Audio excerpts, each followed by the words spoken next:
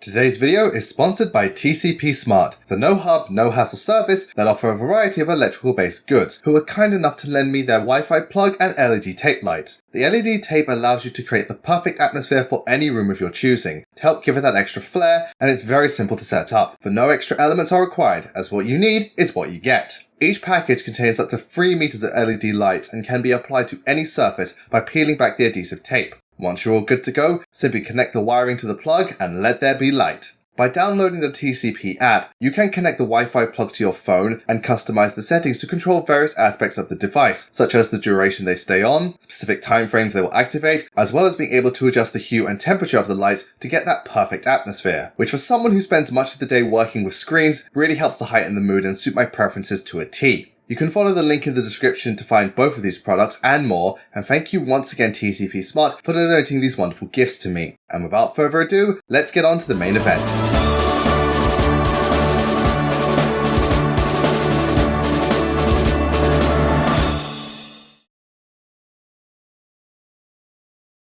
I must say, it is truly remarkable to witness Fire Emblem Heroes' evolution after all this time. What began as a well-made, albeit rather bare-bones gacha game has blossomed into an exceptional celebration of the franchise's legacy. From new modes, mechanics, banners, storylines, enough sex appeal to warrant an M rating, plus a power creep so ridiculous it makes Mega Rayquaza seem irrelevant, Fire Emblem Heroes is truly beautiful, being responsible for the creation and reinvigoration of over 600 entities within the Fire Emblem universe, with multiple artists contributing their style and techniques to bring each unit to life and are what I consider to be the best part of the game. Even if not every submission is something you'd want as a wallpaper. So I figured it would be cool to go through my favourite and least favourite portraits that Heroes has to offer. And yes, I am well aware that by the time this video is uploaded, it'll become outdated with all the new banners in the future. But hey, no time like the present, and I'm not going to hold off until the game is officially dead. I'm already wasting away my years hoping for a new F-Zero game. Before we browse through this catalogue of characters, I feel it's imperative that we first establish some ground rules. So first and foremost, even at their worst, I do not consider a single sketch to be legitimately dreadful. Yeah, sometimes an illustrator does have an off day or misses the mark, but the work and effort they put into each of these drawings is commendable, so please do not interpret my criticisms as outright malice or hatred. Secondly, I'll try my best to limit it to simply one version of a character when it comes to being admission for either the best or worst category, since certain individuals are clearly being used as cash cows for intelligent systems, and have an obnoxious amount of ults. Though if push comes to shove, I may mention multiple forms if need be, but I'm not doing any sort of ranking or list, so the order in which these entries appear is completely irrelevant. Finally, the phrase art is subjective could not be more poignant, as these are just my personal picks, so if you disagree or feel like I skipped a personal favourite of yours, please let me know your thoughts in the comments. And while you're there, feel free to hit that like button and subscribe too, it really helps out the channel. Also, unless the hero in question was made exclusively for this game, canon character design doesn't automatically dictate the quality of their art, since the artist is simply making do with what's been established. Also, spoilers in general, since some of the selection is tied to important events within their own narrative, and this has nothing to do with how effective each unit is. I'm just looking at their artwork, performance be damned, and I apologise if I butcher any of the artists' names. And with that out of the way, let us open up our pamphlets to where it all began with Fire Emblem Shadow Dragon plus New Mystery of the Emblem. Acting as the origin of the franchise, the Arcanea saga is very fortunate to have nearly 70 representatives present within Heroes, and the plethora of paintings are incredible despite primarily consisting of alts. And our first model to cross the catwalk is the Hero King Marth, or Hero Prince to be more specific, as I adore the reference to his original NES design in a way that felt natural rather than a forced joke. Plus, Wallace Sachiko's art style has always been great at making colours seem sentient, which adds to the boy's innocence but remains regal and something I can take seriously, making for a charming and clever celebration of the Arcanean's ancestry. And speaking of younglings, we can't forget about Little Miss Tiki, along with Ninian as a duo unit and my favourite of her forms. These dainty dragons are adorable together, as their outfits through design and colour contrast very well, giving off an angel-devil vibe, or can be interpreted as Ninian acting as Tiki's guardian angel. Plus, Amagaitara was very clever when making their special triggers purple to complement their colours, and the banner's theme, with their signature style highlighting the innocence and wholesomeness of these wyverns. When it comes to Tiki's actual guardian Bantu, despite my animosity towards his Epi 12 performance, he stopped slacking off once summoned. I'm personally not the biggest fan of Yamada Akihiro's art style on average, however here I discern it to accentuate this dragon's age and decay, while still coming off as unique, similar to what you'd find in an ancient book of myths and legends. Plus his partial transformation during his special trigger is better than anything he could amount to in the DS era. I'm not quite done with dragons just yet, as they always make everything better, and Zane is another exceptional entity, since dressing up as a jester is perfect given his personality and abilities. Plus, the colours and design done by Nekomochi give this doppelganger substantial vibrance, and though not particularly dynamic or detailed, the premise alone is an automatic win. Ascending the food chain from dragons to deities, Naka's murals are some god tier stuff and what I feel to be the best of the Arcanera ensemble. The detail on display is simply jaw-dropping, with such soft and beautiful colours that simultaneously look distinct and bold, with her magic aura flowing like water being a truly divine spectacle, made possible by Asatani Tomoyo, who not only has an eye for detail, but is unparalleled when it comes to semblance and special effects, bringing the goddess to life in a way that is truly impeccable. While not a literal god, the star of FE12 and Avatar Chris felt like a god tier unit and deserves a mention regarding both base forms, but I perceive them to look almost identical to their official character art, which is not only a fantastic homage, but an incredible feat given the extraordinary levels of detail courtesy of Daisuke Iizuka, with subtle lighting techniques helping to add that slight variation to an already immaculate simulation. While New Mystery is the topic at hand, Katarina, Torchlit Wanderer, is an amazing ult for one of the best allies in Arcanea. The Plesion attire suits Katarina seamlessly, with stellar composition that takes the best elements from both Henry and Faja despite the lack of colour diversity, with a sublime special trigger showcasing the darkness, love, despair and so many more sides to this spellcaster. Truly one of the best Kaya has to offer, and it's great to see the sorceress look so sensational.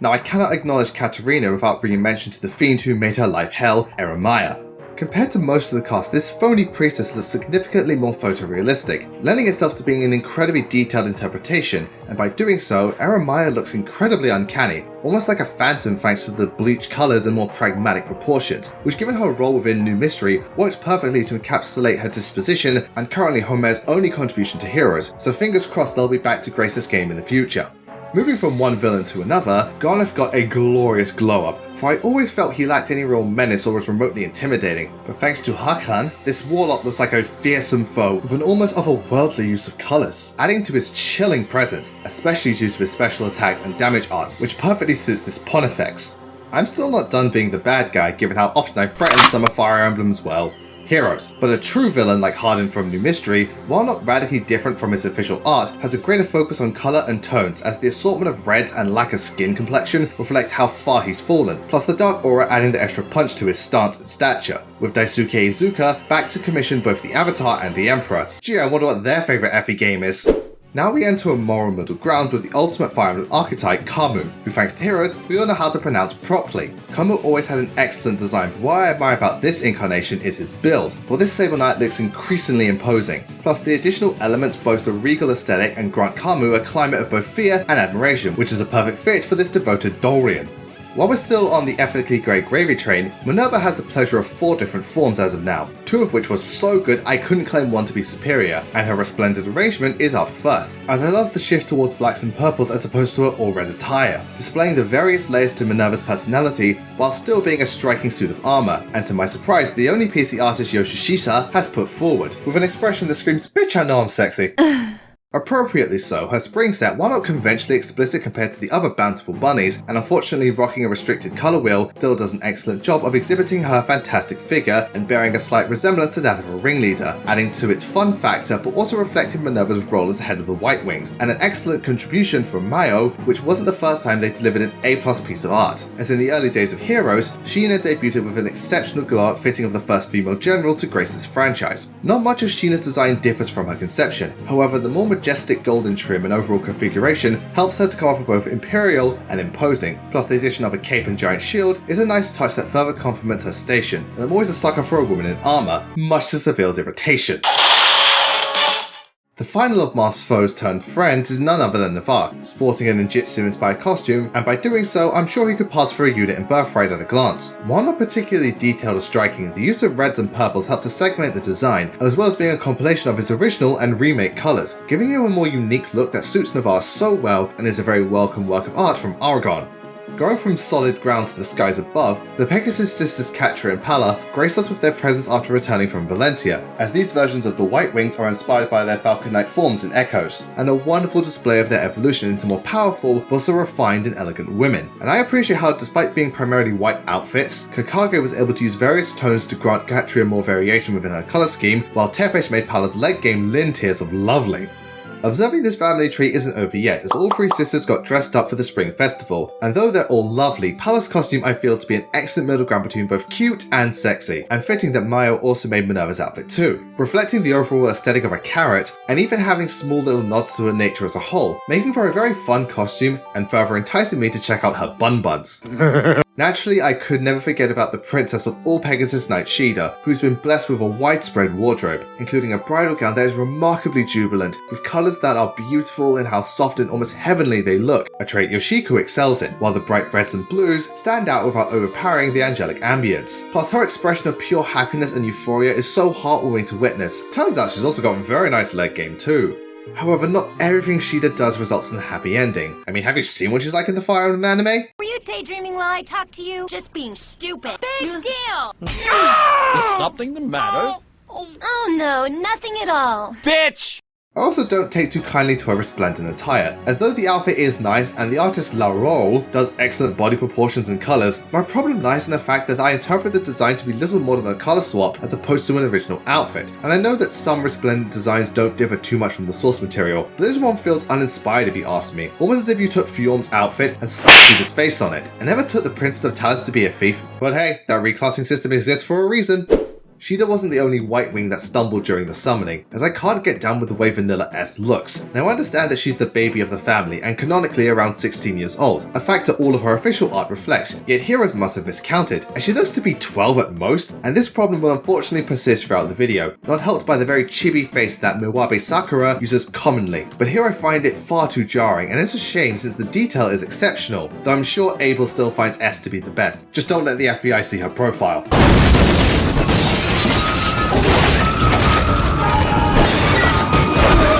Incidentally, Abel's partner in crime, Kane, suffers from a bad case of genericness, with the very bold yet basic colours and facial structure make him look as if he were an extra in an anime instead of one of the essential members of Marth's team. Granted, it's not awful, and the artist Mecha does have an overall strong track record, but as it stands, seeing Kane look like a stale piece of bread is a load of bull.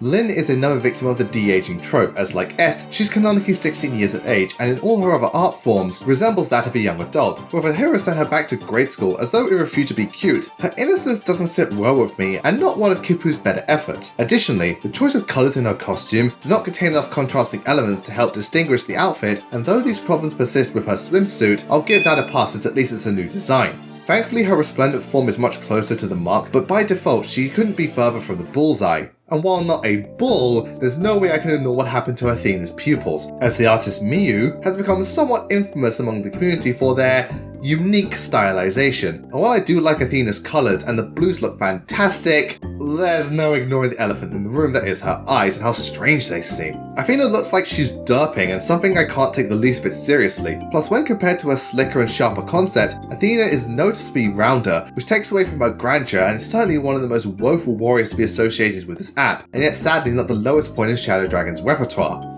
Yes, I'm sure you are all eagerly anticipating this, but I'm sorry, Jaken, I could not overlook how awful heroes treated you. You had one of the coolest portraits in Shadow Dragon, but now your age has really caught up with you something fierce, turning this pristine paladin into a shriveled up prune with washed out colours and a serious lack of depth. I swear it's hard to tell whether the cape or armour is meant to be part of the fore or background sometimes. Sure, Jagen's old, but he's always remained bold and intimidating, yet now he's being treated like a senile fool, and it's just ugly. Especially because to me, this is the worst of Yamada Akihiro's work. So here's hoping you get an alt or resplendent someday, as the only place you'll be heading in this lifetime is straight to the bench that was carved from the ugly tree.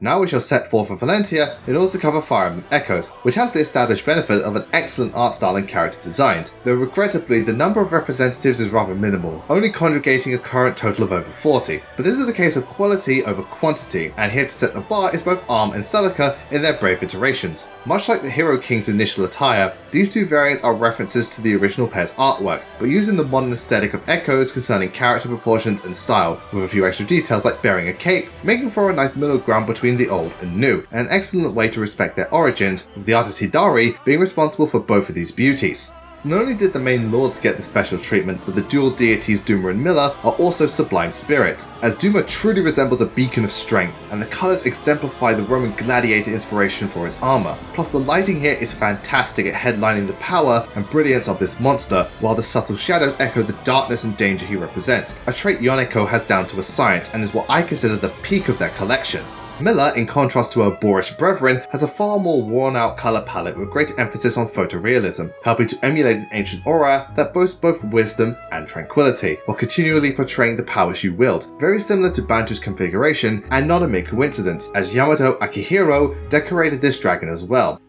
While this woman may not be a deity, she certainly got the beauty and grace of a goddess, as Renea's dancer disposition made too much sense and was a wonderful variation to her base design, making minor changes to the torso and dress, with greater prominence regarding bolder colours to supplement her splendour, and Asatani Tomoyo cleverly distributed the whites and yellows in a way that makes this lovely lady the brightest star in the sky. Tomoyo, while fashioning Renea's outfit, also worked with her husband Bakut to create, in my opinion, the absolute best piece of art in this game, Fallen Bakut the Purgatorial Prince. Holy fuck nuggets are these portraits spellbinding, as the fire surrounding Bakut looks dazzling and so surreal, with the purples and reds contrasting tremendously while not overshadowing the man himself and being a perfect symbolism for his state of being, with Duma's hatred and malice granting him tremendous strength, while Renea's love and passion are only present when Bakut's in a state of euphoria, with his fantastic facial expressions capturing the sheer insanity befalling this brute beautifully, that I claim to be nothing short of perfection and the best thing to come out of Valentia.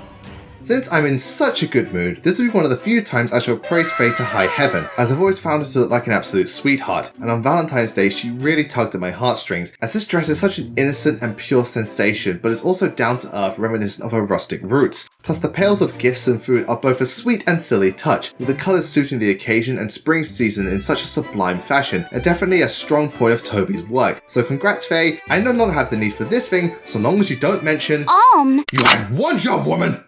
Transitioning from Valentine's to the spring season, Jenny has always been adorable by default, but when dressed with care, she's just too precious as her clothes and colours are very simple and suitable of her innocence, with her forest friends being right beside her something straight out of a Disney movie, and appropriate given that she's a little lamb herself. I also adore seeing her smile so much, as it melts my heart as yet another outstanding offering from Amagataro, but 9 times out of 10, I can't think of Jenny without bringing mention to Sonia, and holy hell did Hirosu her justice, for Sonia's physique and colours are given such voluptuous prominence to make her look even more bewitching, what with those intoxicating eyes, lavishing legs, beautiful shades of red and purple that are brimming with seductive energy, making Sonia look ravishing, while the subtle grey satin supplements her mysterious mannerisms, showing Yura's talents at their peak, and yet another reason I'll constantly choose her over Dean no matter how many times I play Echoes. Sonia's not the only enemy turned friend to benefit from Hero's signature restoration, as Delphia received a resplendent number that's simply splendid, looking very cute and innocent, but also uses a mix of bright and dark colours akin to her childlike innocence plus the power she wields, while having elements that stay true to her default form and make for a fantastic equilibrium on all sides thanks to Kawasumi. This is unfortunately where my happiness comes to a halt, as while Delphia's Resplendent was truly excellent, Arm got the short end of the stick, for as far as I'm concerned, they just replaced the majority of his attire with black and yellow armour for his new form, almost like a typical colour swap and feeling very uninspired in my opinion, though the level of detail present in all of Nishiki Ariku's work remains intact, so at least there's that, and it is kind of badass if somewhat bland. Celica also falls flat alongside her husband, as well as going down on him. Giggity. As while I'm about to get really nitpicky up in this bitch, I find vanilla Celica off-putting for one particular reason. Her lips don't sit right with me, which is a shame as her other features are fine and the lighting is wonderful, plus the artist Fujikawa Akira also did her fallen form where her complexion is superb, so while I'm being very petty, I felt I should at least bring mention to it since she's not the only one whose face fell off after sailing across Valentia. Saber makes for a very handsome devil. While he's got the body of an Adonis, Hero's contorted his face to look like his bottom lip is trying to envelop his entire head, and is on a whole new level of derpy, which is sad considering the rest of him looks great, as Penekoa always puts so much effort into skin detail, so like with Celica, were it not for the face, everything would be a-okay, so perhaps he can invest in a face mask and prepare for the pandemic centuries in advance.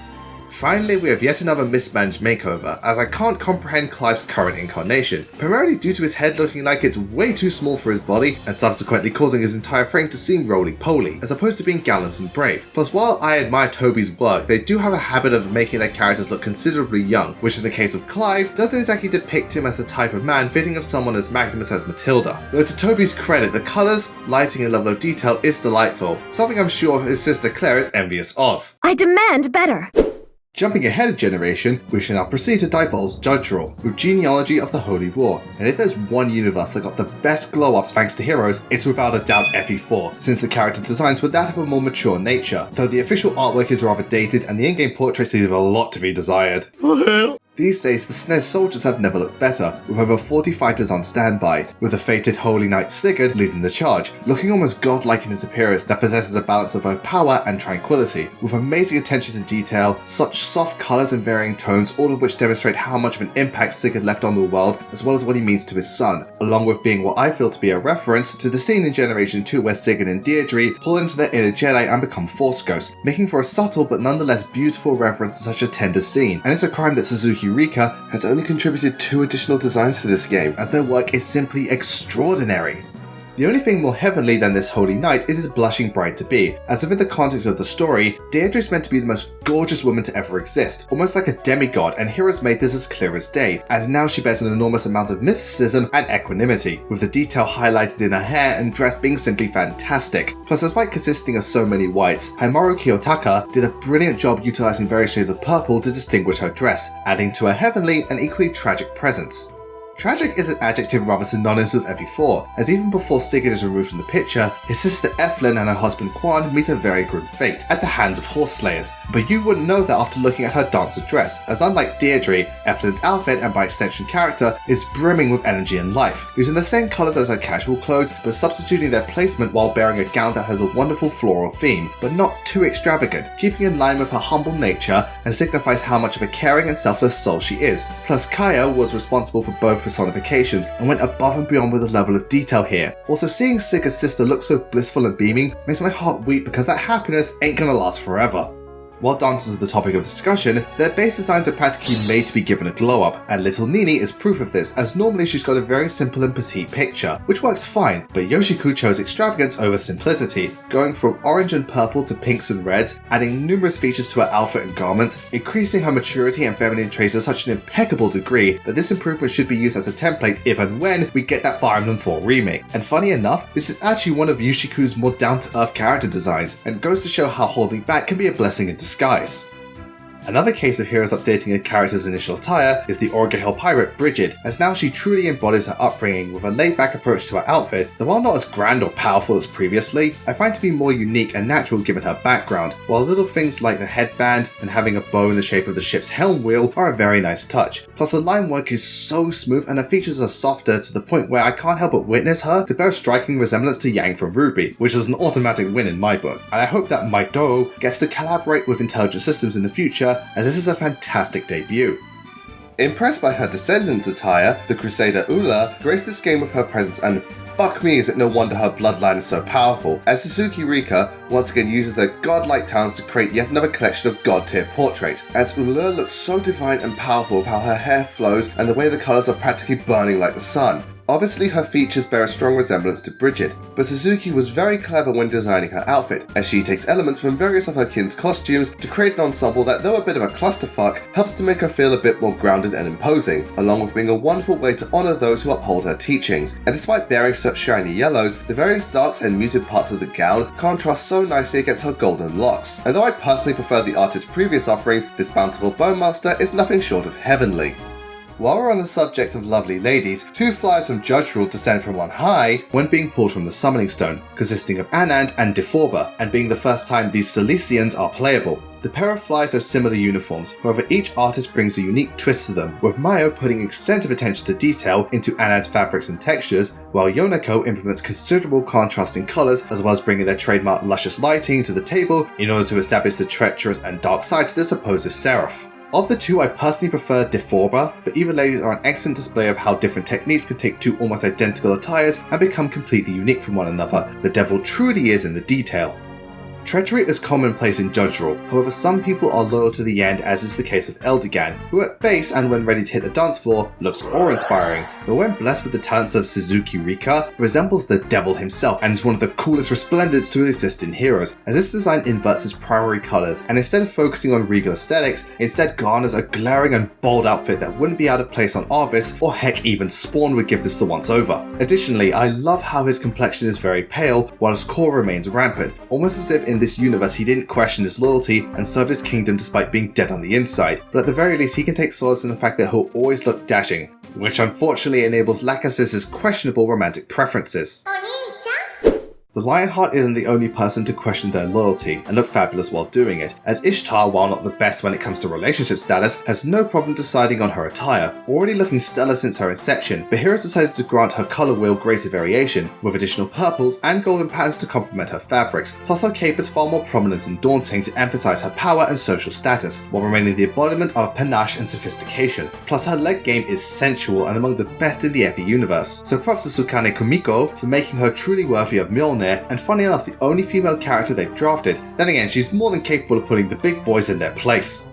Unfortunately, not everyone who acts in a controversial manner gets to look dapper, as I'm very mixed when it comes to Travant's designation, as on the plus side, Soeda Epe's level of detail and general flair is so unique to this game, but comes at the cost of extensive photorealism, and in the case of Travant, his charm is somewhat lost in translation, looking far bulkier and kinda ugly, as his original artwork had a sharp and elusive design similar to Castlevania, and I found to have a certain sadistic charm to it. Don't get me wrong, there's certainly merit to what Soeda has done, but it's personally not for me, which also applies to the Armor Knight Arden. Yes, I know his face is meme-worthy and he was never the best looking lad from the start, but this particular art style feels wasted on Arden given his simplistic design and lack of features to work with, plus the realistic visuals really don't mesh well with Arden's aesthetic, and in the end I just laugh at every face he pulls. Until we get into a fist fight, and I quickly lose my composure faster than Dimitri lost his sanity. If you recall, I gave Deirdre substantial admiration for her redesign. Unfortunately, I cannot say the same thing for her daughter Julia, as my problem stems for the lack of differentiation between parent and child. Granted, it's common for children to resemble their parents, but when looking at the official art, there's noticeable differences between the two regarding colour scheme and hairstyle, whereas now Julia looks exactly like a younger version of her mother with only a cape to distinguish the two, and while I can get where Himaru was coming from, I felt they played it far too safe and failed to make Deirdre's descendant stand on her own 2 feet. And to pile on the bad news, her resplendent form looks even worse, as similar to Shida, I personally don't notice enough unique elements to constitute a legitimately new outfit. Heck, if anything, the torso and choice of fabrics are the only noticeable change, but even then the colours are considerably chaotic and don't blend very well. Plus, she suffers from the time-honoured tradition of giving heroes really off-putting eyes, almost like she's possessed by the devil, and to be fair, that could be a callback to her encounter in the final chapter, and for what it's worth, her special trigger art is really cool, but man is her Nilfhelm uniform off-putting, though I do see potential in Kanasa Bench's craft, and hope they can step up their game after this fleeting first impression. At last, we're wrapping up Fire Emblem 4 with a design that, when taking into context the character's temperament, makes me want to throw my phone into the stratosphere in the form of default Lachesis. If you thought Lyn and S were bad when it came to looking too young, Lachesis might as well be a child given her face and body proportions, that though cute, is also a slap in the face to her original design that had a very gallant and ladylike presence to her appearance despite her low standing decimals, something her dancer alt got right, but it seems Miwabe missed the memo. However, they still ushered in excellent levels of detail and pretty nice colours to boot. This is one of those cases where the art itself is fine, but the context is where things fall flat, doubly so when considering the incestuous connotations often associated with Lachesis and attitude towards Eldigan, with Hero's interpretation helping to set off the biggest set of red flags I've seen, and one of the few instances where being adorable doesn't win you any points in my book. We're not quite finished with Judge Rule just yet, as Thracia 776 is ready to strut its stuff, but much like its sales figures, the numbers of participants is pretty low, as just over 20 characters have been called forth into Asuka, so sadly there's not much to work with. But hey, when life gives you lemons, let's take a look at Leaf in all his unified glory. Having this version of Quan's son as a legendary hero was a stroke of genius, as it looks like what Leaf would wear were he to become a Great Lord, as it's similar to his base outfit, but far more imposing and sharper, almost Wyvern-like, and using very dark shades of blue and red to contrast the white and gold wonderfully, a trait I noticed to be common within Hino Shinnonosuke's work.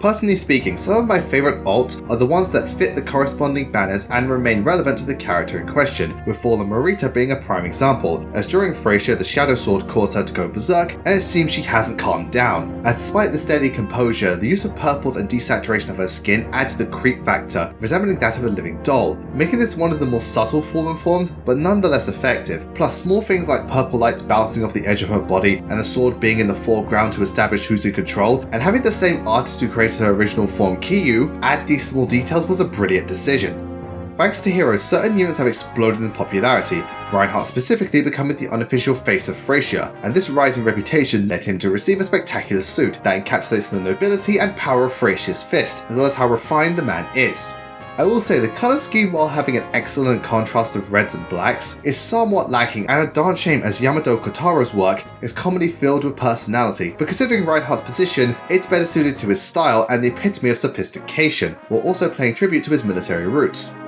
Ryan's sister Orwen also looks magnificent as a Resplendent, doing a complete 180 with her colours and going for a very bright and striking design, almost superhero in essence and somewhat unique among the many Resplendent forms. I do love the subtle use of darks to clash against the whites that help to make her outfit pop out and resemble that of a comic, and the fact that this is one of two designs Ikao has come up with shows that they possess incredible potential and is something I can only hope to replicate with the Infinity Stones. While the last couple of combatants were in the middle of the morality spectrum, Veld is very right-wing in the faces of evil, and has a glow-up to suit his malice, as normally, much like Garneth, Veld has a very basic sorcerer attire and is overall pretty bland. However, the heroes decided to grant him 2 hours with the makeup department, now resembling a dauntless and bold wizard, with brighter colours and fancy patterns covering his robes, projecting greater importance and power to his aesthetic, as well as remaining mysterious and creepy, especially with those lack of pupils in his eyes. Also, like Garneth, I love his special trigger art, and as it stands, is the only work Tanada Kazuhiro has done for this game, so here's hoping that they give Manfroy a much needed makeover, as opposed to looking like a human-sized weasel.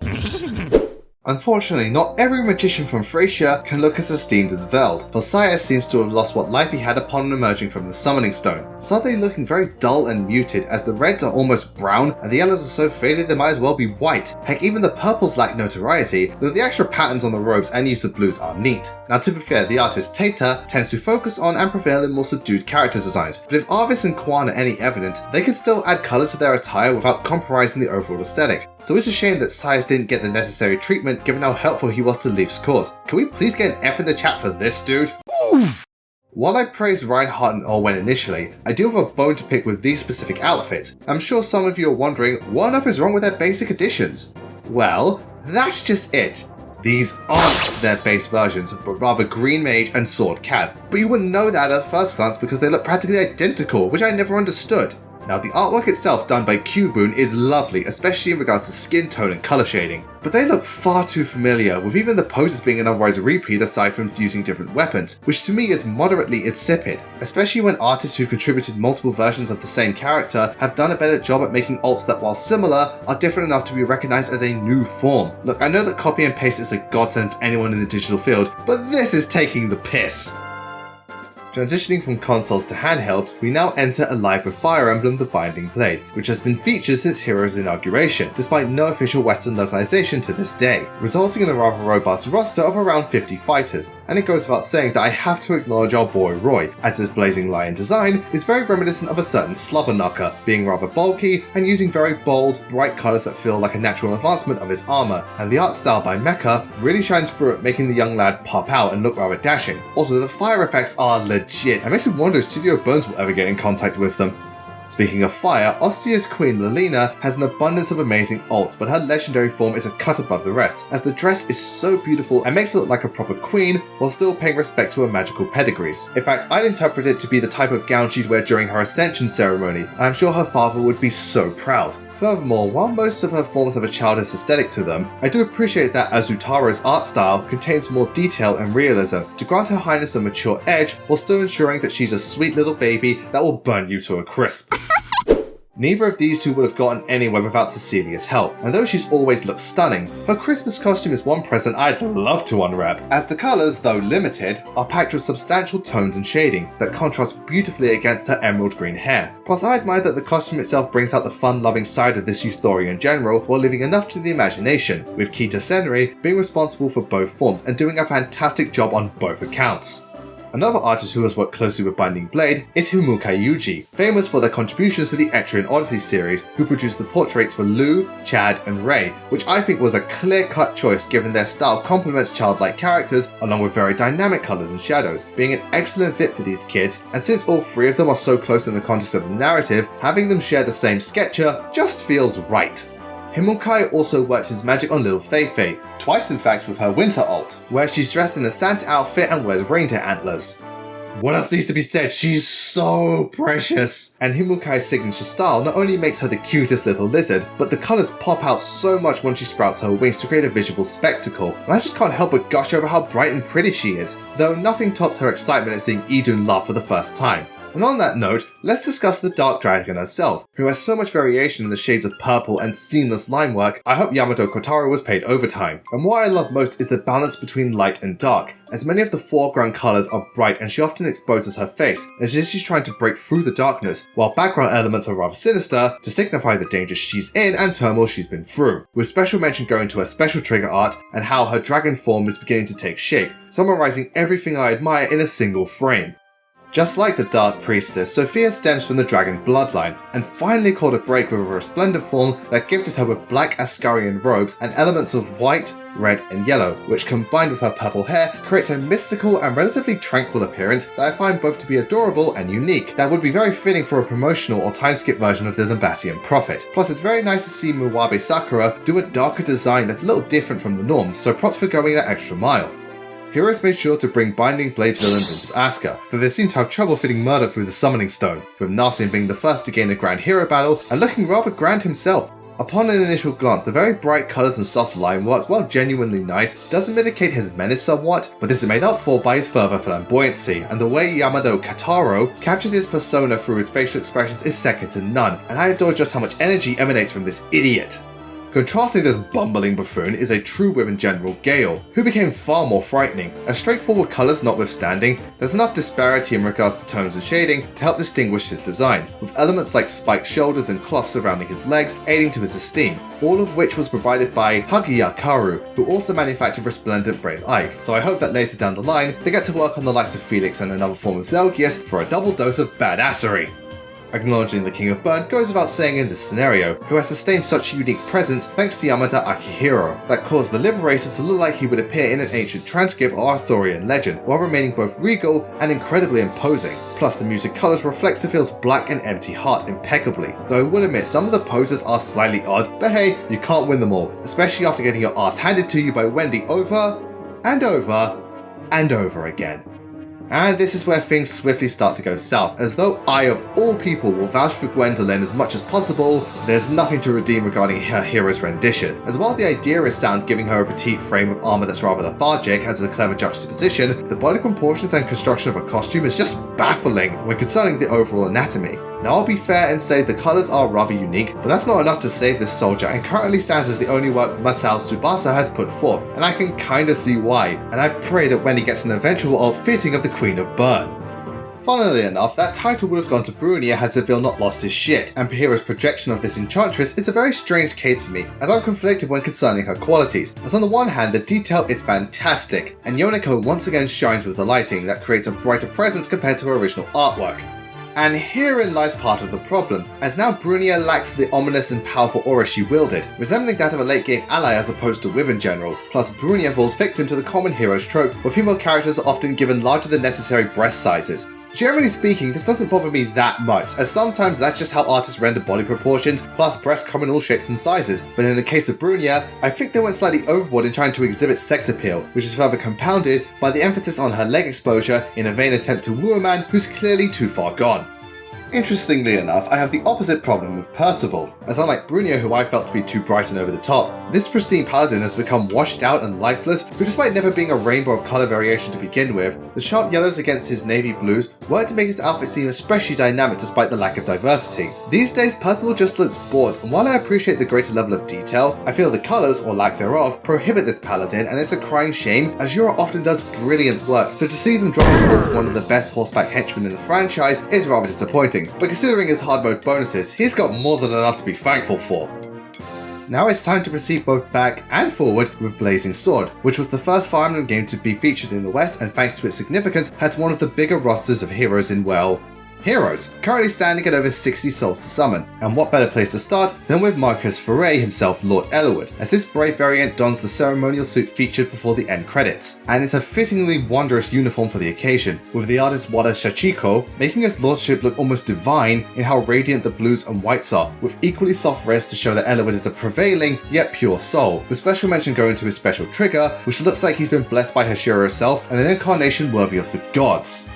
It is customary for one to mention Eliwood's fellow lords Lindis and Hector, as the Marquess of Ostia doth pertain two costumes I simply couldn't decide between, as his Braveheart has Hector don the armour of his senior sibling Uther, that thanks to Kita Senri is exceptionally vigorous and majestic, with so much detail gone into the various colour tones and vast amounts of gold present on the trim, embodying the elegance and authority this boorish hothead must now strive towards, and thus becoming a visual metaphor of his character development and how he must take up the mantle left behind by his brother. Though his life was cut short thanks to Sophia, Hector remained a loyal friend and a marvellous father to the end, as is evidenced with this Halloween form where he takes his little lady trick-or-treating as a wizard while Lilina is dressed up as a kitten. Need I say more? Aside from looking so cute even Ashnard would blush, the way their primary colours oppose one another is very clever by balancing Lilina's innocence and joy with Hector's valour and wisdom, all the while being a very fun and playful concept that feels organic and another excellent contribution to the catalogue courtesy of Wada Shachiko. Now let's admire the lovely Lady Lindis, given that she's currently got a wardrobe of 8 forms if we include her resplendent gown, and like Hector, I couldn't differentiate between her Wind's Embrace or Ninja Friend duo, as the former circumvents a trend I noticed where Lynn's ults stick very close to her base outfit, yet her Valentine's dress is considerably unique in design, while still having colours that celebrate her origins, with just enough extra details to prevent the whole thing from looking bland, and I love that the dress takes real inspiration from Iranian ceremonial attire, a very fitting choice given that it was the basis for Sakeya itself. I also came to the conclusion that seeing Lynn bear such a beautiful gown builds upon her support with Eliwood, where she wishes to understand the customs of lordship within Lycia, so it wouldn't surprise me if she attended various events dressed as such, which I will never complain about. When bringing her BFF into the mix, Lyn and Florine decided to visit Hoshido and dress appropriately, as one of the coolest duo units to exist, since the ninja theme suits Lindis perfectly and changes her outfit to reflect this, while remaining authentic to her core design, with Florina coming off as considerably confident yet still so pure and soft. These designs have a perfect balance between old and new, as well as the 4th time Yamada Kotaro has worked their magic on this Sakaean beauty, and I especially admire their special trigger portraits, with the shuriken sporting different colours and garnishing a graceful aura that creates the illusion of movement, and it's fantastic to see these two working together and prove that friendship is the greatest power in the universe. It's even stronger than Chuck Norris! Blasphemy! These are the worst strippers I've ever seen! Florina wasn't the only Ilian Pegasus Knight to get the special treatment, as her sister Fiora, upon migrating into a warmer climate, slapped on a swimsuit that is really cute and not nearly as explicit as the other scantily clad bikinis, instead focusing on a simple, yet inimitable enough design that shows off sufficient skin to convince Eliwood to tie the knot, all while having a partial but effective colour pool, and reflecting the soft, caring soul Fiora is, plus the flowers are lovely given the setting and complement her colour scheme wonderfully. Konfuzi Kokan was in charge of her standard and summer variant, and I noticed through these and the other creations that they do an excellent job regarding bright colours and gentle characters, so I hope Intelligent Systems will commission them to give Astrid a hero-style makeover. She's gonna need it after what she went through in Radiant Dawn.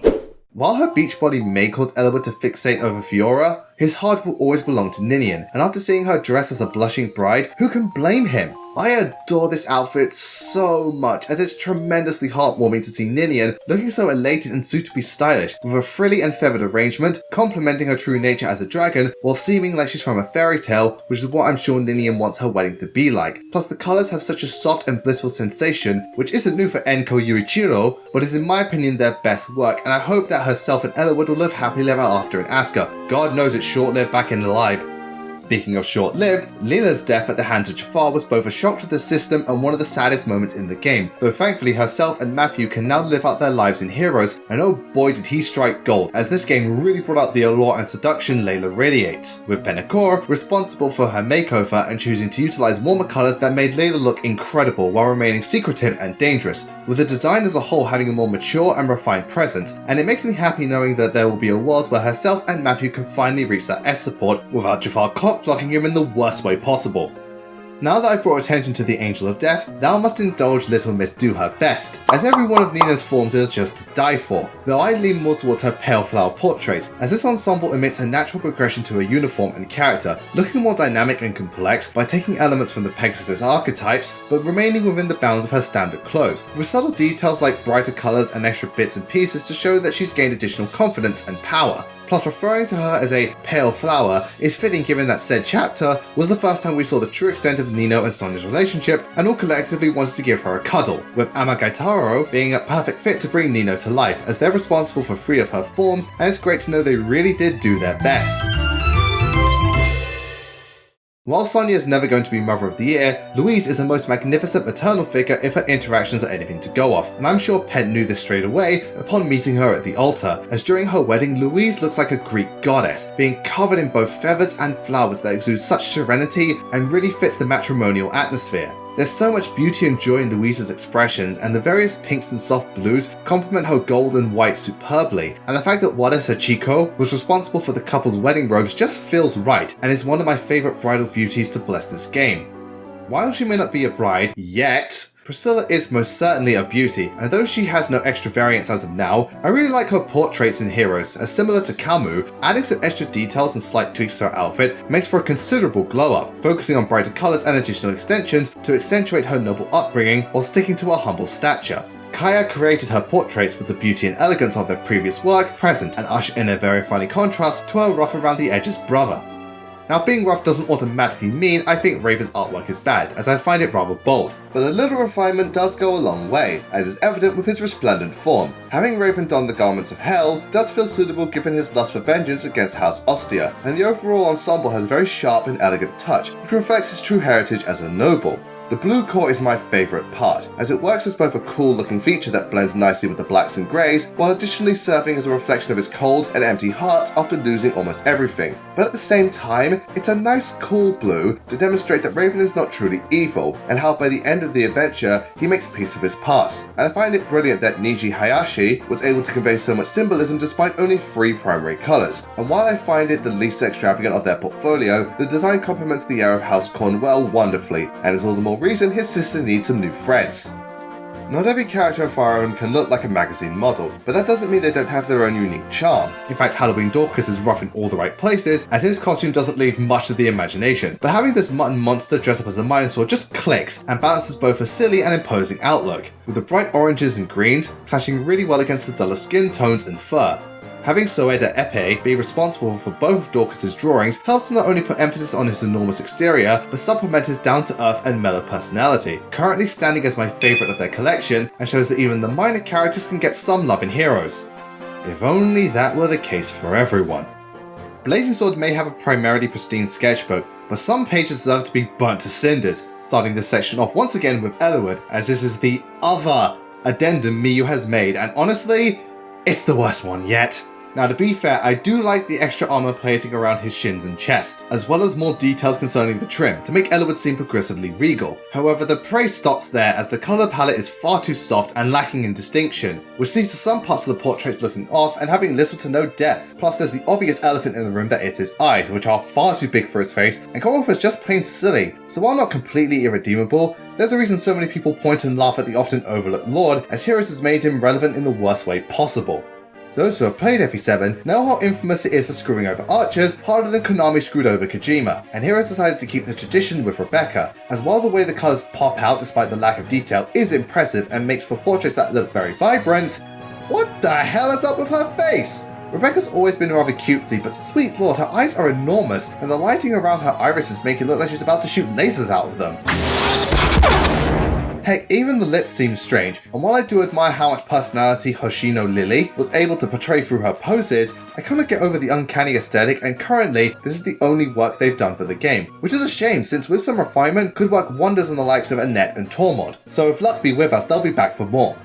Louise also suffered at the hands of being a blazing bow user, as once again the artist forgot that Louise is a grown woman, looking like she's only just turned 18, which I find very jarring as Louise's design exemplifies mature feminine beauty, and though there's no denying the exceptional level of detail, I also take issue with the colour palette due to the unnecessary emphasis on pink, seeping into even her hair that causes her complexion to become lost among all this fluff. The artist Tama Gonokimi was hired to produce her portraits, and while I take issue with their debut, I see incredible potential here, as they're really good at showcasing softness and purity, which this franchise has no shortage of. The Black Fang was not only screwed over by Nagal, but Heroes too, and the game thought it would be funny to make Jafar dress up like a reindeer, yet somehow missed the punchline, as to me, it just feels like a colour swap given the Christmas attire isn't too different from his regular outfit, and there's barely any festive elements minus the standard bells and candy cane. Now I'm well aware this is meant to be ironic given that Jafar's about as funny as a fractured rib, but there's not much to admire about this getup, while the likes of Felix and Zafil have done this concept way better in regards to being both satire and still charming. Currently this is my least favourite of Masutsu's work, but thankfully the only poor portraits they've done, so consider this to be more of a stocking filler than a gift from good old St. Nick. Next up on the Black Fang chopping block is Ursula, as Heroes proceeds to try too hard in making her seem sexy, as when being compared to her official artwork, Ursula's chest seems to have grown 3 sizes and looks thicker in general. Not to mention her colour scheme is overall lighter and comes off as far less cunning and elusive. Also, her eyes have the look of someone who's either possessed or trying to eat me, which I'm sure certain people wouldn't object to, but I digress. I will say that the purple glow around her skin is a nice touch, and for Kotobuki Tsukasa's first and only efforts towards this game, it's not the worst work of art out there. In fact, I think they would be great at doing really creepy characters like Cornelia or FE4 Hilda. You've got to play to your strengths after all. We're not done with this blue crow just yet, as she took the idea of getting Beachbody ready a little too far, once again trying way too hard to be alluring, as the artist is not even trying to keep her chest consistent, and being the closest thing to naked in this game, I'm surprised it wasn't reserved for Loki. The design also lacks imagination, as while swimsuits are meant to be minimal, Heroes has proved time and again that they can make a lot of really seductive, but also inimitable attire, yet Ursula is a pretty basic bitch that lacks any class or elegance, and further proof that Sonya is a bad influence on everyone, which is disappointing since something similar to Selena or Legion would have been perfect. Yamada Kotaro took the helm this time, and though I already laid bare the problems present, I do appreciate that they got her face right this time. Plus, her special trigger artwork is phenomenal, as witnessing the waves envelop Ursula in a sea of darkness and death, while the colours reflect off her skin in a way that radiates both beauty and danger is simply incredible.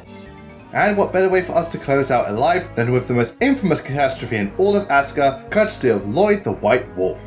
Where do I even begin with this dude? Well, how about the fact that he looks like a goddamn junkie? Like seriously, his eyes are so creepy and off-putting, along with his dubious facial expressions and much skinnier build compared to his inauguration. Almost as if he was some sort of crack addict or just off his rocker. Which to be fair could be an intentional reference to his state of being during Cog of Destiny, but this is going just a tad too far, don't you think? Not helping the matter is the awful colours that are far too faded and dull, with a considerable lack of variation, going from what started out as a deadly assassin to a half-dead streetwalker. With the saddest part being that Pikomoro was responsible for this blunder, it makes me question how the person responsible for Sigrun and Sumiya ended up producing this utter disgrace. It wasn't supposed to be this way. It was supposed to be a thing of beauty, not this abomination. I know all too well what it's like to have an off day, but this is on a whole new level of awful, and without a doubt the worst set of portraits in the game. At least, for now.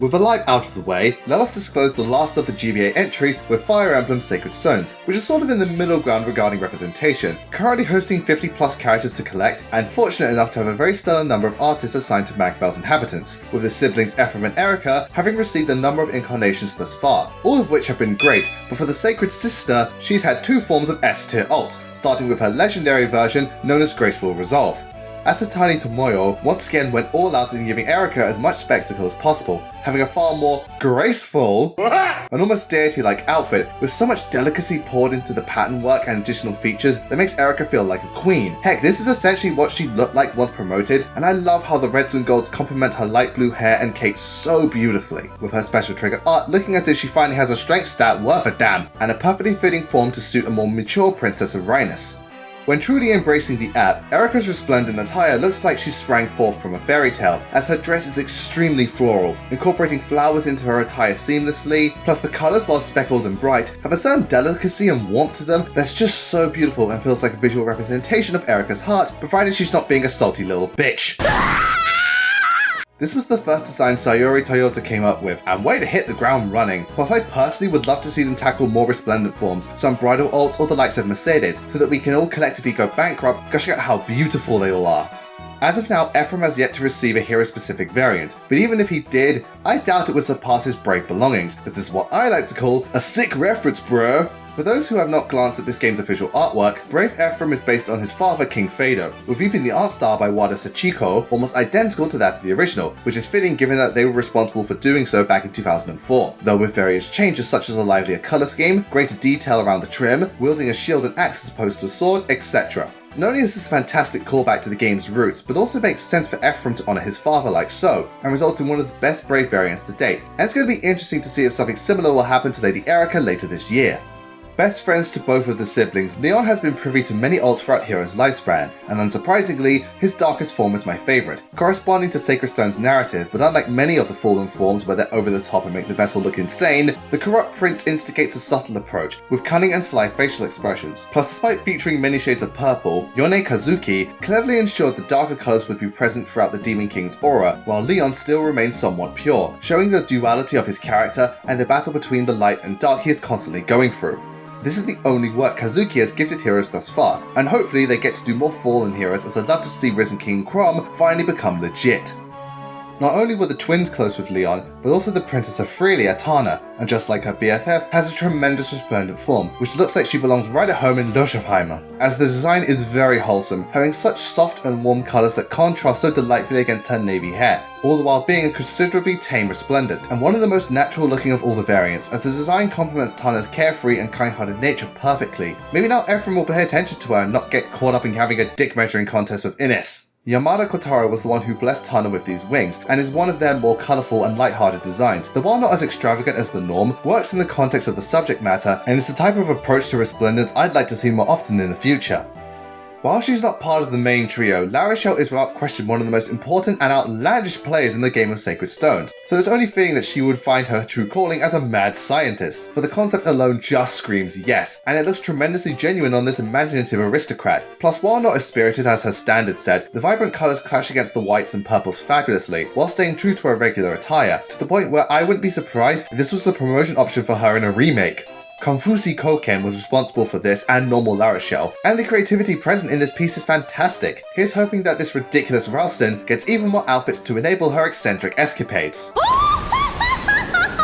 Another essential part of Sacred Stone's story is the young dragon Myr, who decided to try and increase her fear factor, but only ended up becoming more adorable, for her Halloween form is a mix of very dark and edgy elements like a vampire, but also has lots of soft and fluffy features, making for an interesting character interpretation, and I love how her wings not only stick out monumentously against the blacks and reds of her gown, but are also postured to act as a true extension of her being regarding their response to Myr's body language. Plus, it's nice to see Myr looking more confident and relaxed, and it's just another excellent addition to Amigatoro's collection, and fitting since they also did Vanilla Myr too. Hey, if it ain't broke, don't fix it, am I right?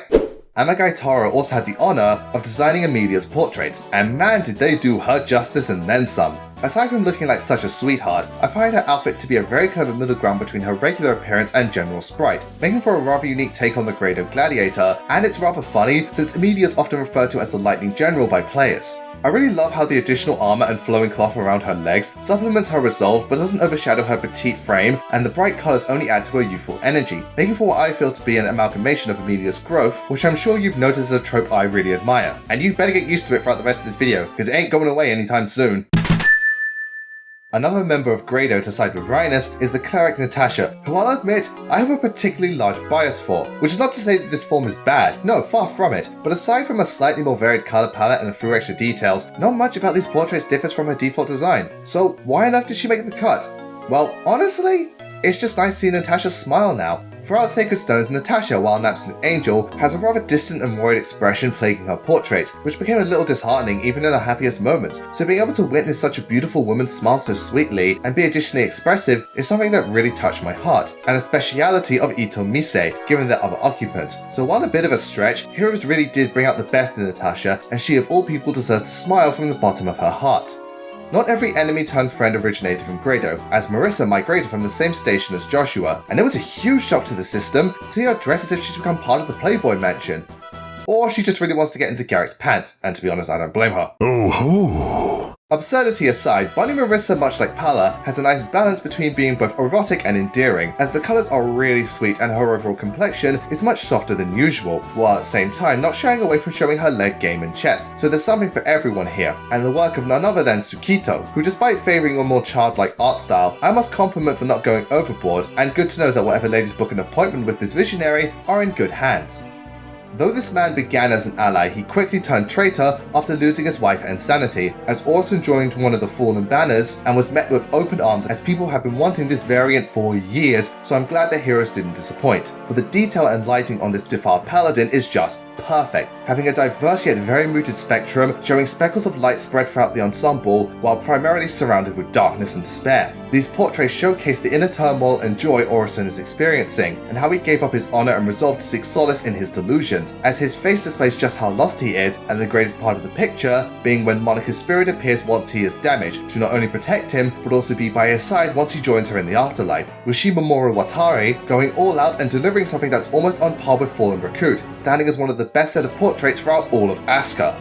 Continuing down the morality spectrum, we have Lady Selena, who despite her duties, made time to slap on a swimsuit and become the most marvellous maiden in all of Magvale. What I admire most about this alt is that the attire is essentially a slimmed down substitute of her uniform, removing all but her torso and cape that helps to make the outfit work as beachwear, but also sustain her style, and having warmer colours at the cost of less detail, which I believe to be ideal, and making her skin look silky smooth and fit the time of year. Wada Sachiko returns to work his magic on sacred stones once again, and you can see elements of the game's official art present throughout the design, and unlike Ursula, still makes Selena look dignified and refined, once again proving that there's more to sex appeal than simply stripping down to your birthday suit.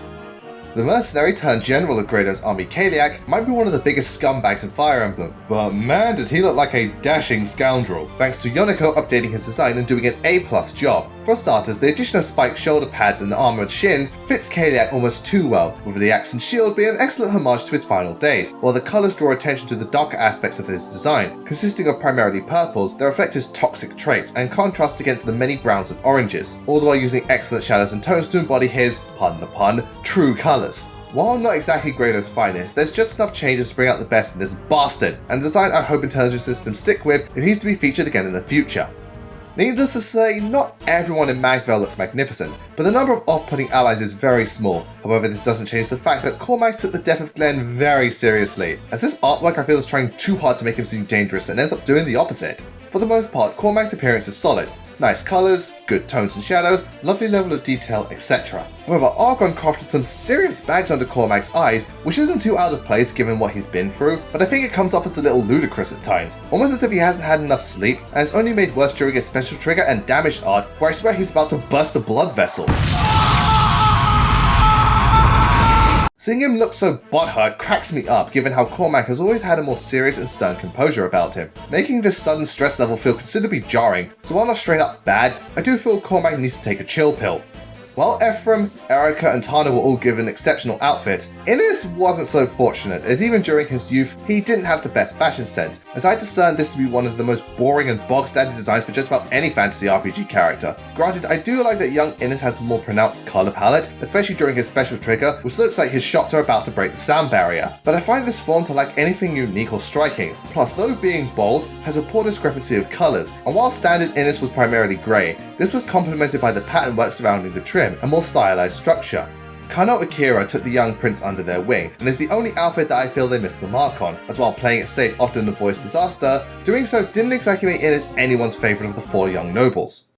Now to see off the GBA era is Discount Pent, otherwise known as Saleh, who decided to hop onto the bunny bandwagon, but man did he pick his costume poorly, as this has to be one of the most unpleasant alts in the entire game. First and foremost, the outfit is a bit mismatched, as the giant scarf doesn't mesh well with Salah's suit, and ends up being more of an eyesore. Plus, the colours clash too harshly against each other, as the greens and yellows contain copious amounts of saturation and don't complement the blacks and whites, not to mention feeling really bland despite so many features, which for a spring banner makes less sense than whoever thought the Fire Emblem Heroes Pass was a good idea. It's clear that Miyajima Haru wasn't suited for this station, as they excel in dark details and line work, so while a valiant effort, it seems Saleh will forever be in the shadow of Pent, though for what it's worth, Urk knows exactly how you feel, so you're not alone there, buddy.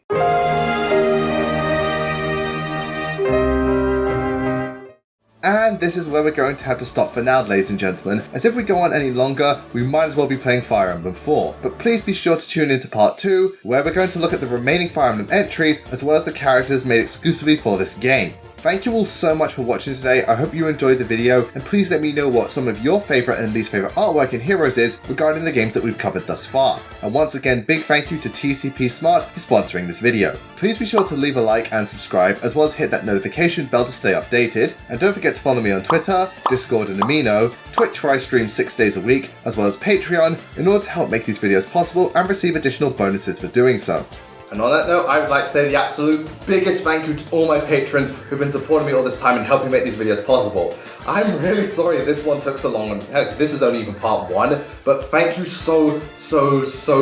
much for all your help and support with all the feedback on the thumbnail, with, you know, showing me certain heroes that look really good or bad, because again,